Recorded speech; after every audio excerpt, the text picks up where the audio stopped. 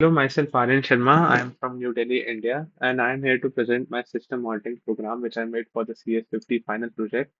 It mainly uses the PS util library, and it has three functionalities. So here is a glance at the code, and here is a glance at the test project. Now let's run this program. Okay, so it's asking us for a user input. We can press S to get the whole system portfolio and P to get a specific program. Okay, so let's get a whole system portfolio to study the utilization of hardware by the whole system.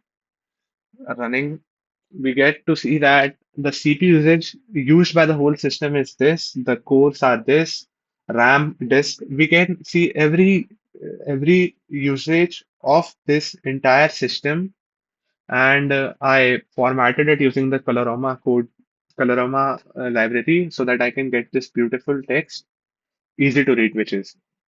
Now let's have a look at a utilization of system resources by a specific program. We can type that program's name. So let's go with Python.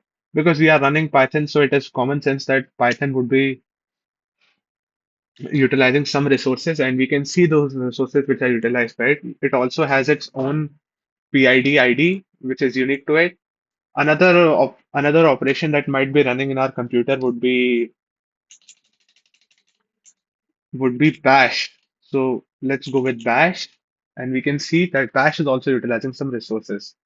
Now, what does G do? Generates a PDF. It generates a PDF uh, which you can use to share this data with others. So here is the PDF generated, and we can see all this data. Okay, so now one thing to note about this data is that the disk-free RAM, all of this is all the stats which are showing. It's not of my PC. So having a look at our stats, we can see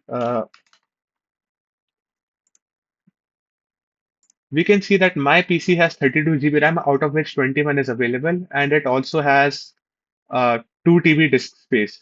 Okay, so 1 TB disk space. So what does these mean?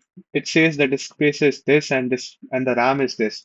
Well, these are the data. This is the data of the cloud code space, CS50's cloud code space in which this entire program is running.